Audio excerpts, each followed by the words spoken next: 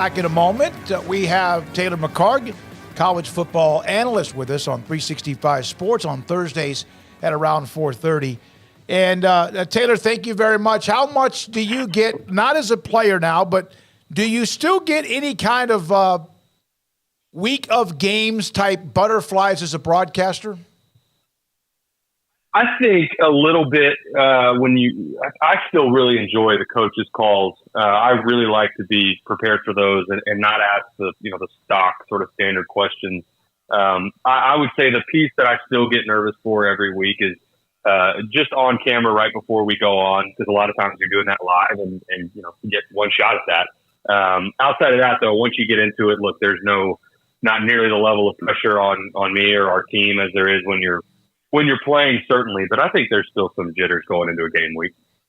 Taylor, the preseason rankings came out, and we know that they don't really mean much, and they're not really worth the paper to be printed on. But just curious, your opinions on who do you think maybe got snubbed, who's a little overrated, who are you kind of curious that about how people may feel about them without knowing the full picture? Yeah, USC to me is going to be really interesting, right? Because their defense clearly let them down so much last year, but they should be certainly at 5. I think that's probably about right. If you slid them down slightly, I don't think that would be out of line. Florida State's another one that on paper there's a ton of hype coming off of their performance from last year, but that's another one that how much do we trust what they have coming back? And then Texas, you guys know, I mean, we talked last week. You guys know how I feel about them. I think that's a team that people just need to be prepared that could end up being a dark horse semifinal team. They could crack the top 4 this year if they play up to the potential, but we've been burned year in and year out for the last decade on believing Texas is back, and then they roll out a 7-5, 8-4, or even a couple of years ago, 5-7 type team. This is not that team for Texas. I think where they're at preseason is probably fine, but we just need to all be prepared that this could be a special year for Texas, and it wouldn't shock me at all if that is a team that wins the Big 12 in their last year in the conference. Could this be a special year for them because of what they're doing, or because it appears Oklahoma has slipped a little bit, and of course Kansas State, TCU coming off the years they've had, and people just say they still may not trust them? Yeah, I think it's both, and I think it's a totally fair point on the Big 12, and that it might be a down year for the Big 12, but also we will know as a measuring stick of where they really are when they go to Tuscaloosa. If they go, and certainly if they win, but even if they lose close, and then they were to run the rest of the Big 12, obviously that's a deserving team to be in the Final Four. But we'll find out pretty early on in that schedule with that test at Alabama. I think OU, I expect them to be much better in year 2 than they were in year 1 under Brent Venables. Same thing for Texas, their first year under Sark. It's not even a bowl team. They lose at home to Kansas. Year 2, there's a clear step up, and they lost their starting quarterback for a chunk of the season.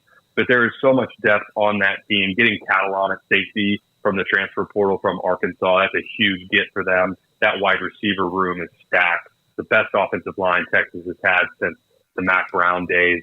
The 2008-2009 vintage of Texas. So there's a lot of reasons to be excited. Really, the only area that I think there was a step backwards was running back. And even there, I still think that room has plenty of talent. But it does help them that I think top to bottom, the Big 12, aside from them, I do think is weak this year. And Iowa State, that's another team that they've got to go on the road and play. But now with the scandal that they're wrapped up in, that road game doesn't have nearly the teeth that it did 2 months ago.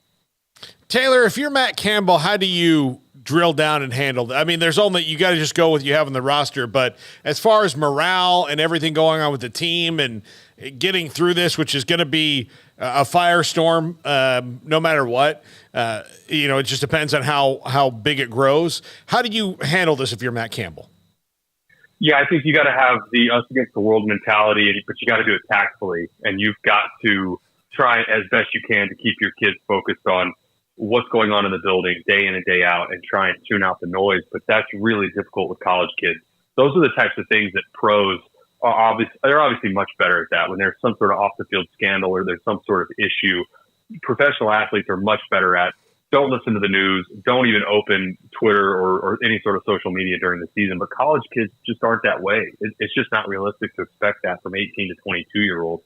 But that's the message that you have to convey through the season, because it's going to be really challenging, not just because you lost your starting quarterback, but because this is impacting players that you have on the team right now, some of your alumni that have moved on and are playing at a high level in the NFL.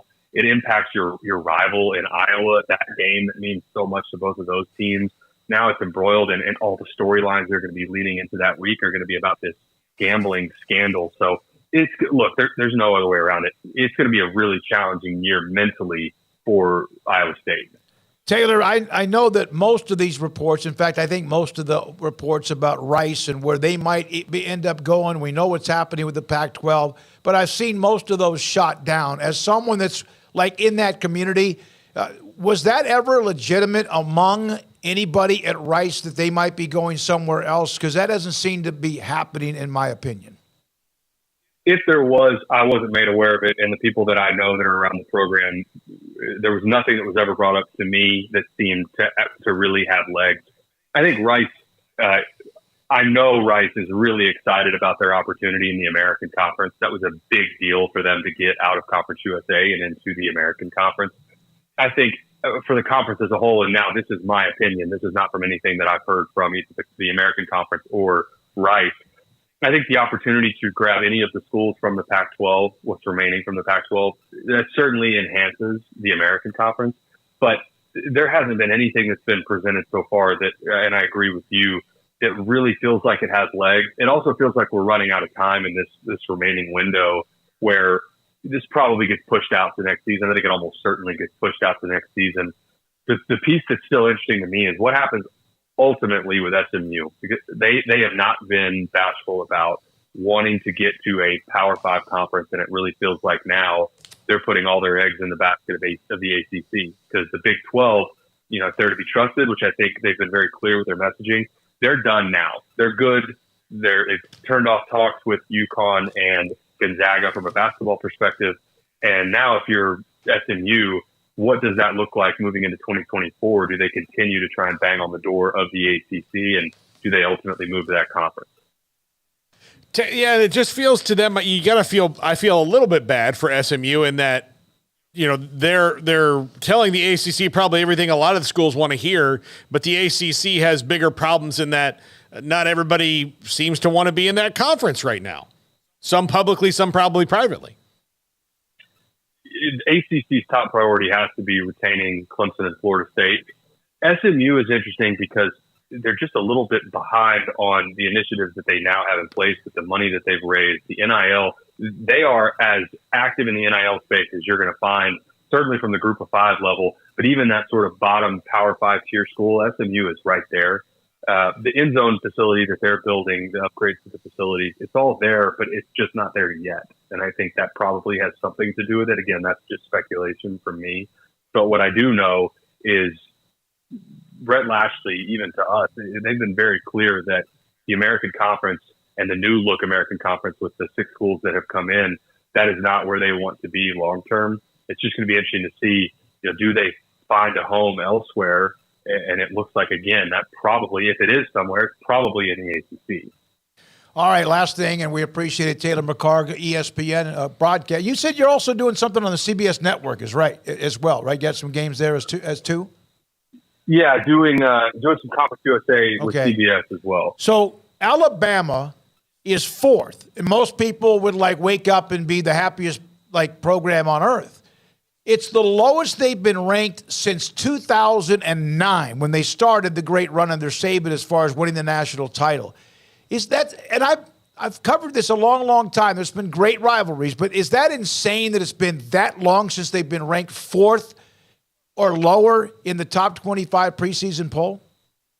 Well, no, it speaks to what an incredible run and historic run it's been under Nick Saban. I mean, you think about as long as I have been involved in college football, Nick Saban, which I got to write in 2009, that program has been elite. And being ranked 4th, that was one, going back to your first question, I guess you could flip Alabama and Ohio State in my mind and have Alabama jump them because both of those teams are sorting through quarterback problems right now. Not problems, just working through who their guy is going to be. And if you're asking me, who do I trust between those two programs, I'm going to take Nick Saban over Ryan Day in getting to the college football playoff and getting it figured out. Go back to Jalen Hurts and Tua and how he managed them in the national championship and down that stretch a few years ago. So it's not new to Alabama to have to sort through quarterback problems and a competition. And again, I don't think whoever they name week one, it wouldn't surprise me at all if over the course of the season you see more than one guy play, especially down the line in the back half of the schedule. So we'll see what happens. But again, I would trust Nick Saban over Ryan Day when it comes to getting that sorted out and getting them up to speed. Even though this is the most uncertainty that we've seen from Alabama in a long, long time. But until proven otherwise, I think Nick Saban deserves the benefit of the doubt. Taylor, thank you very much, and we'll see you next week or talk to you next week. Taylor McHargue, a college football analyst for ESPN and also doing, as you mentioned, some games for Conference USA. The Earl Campbell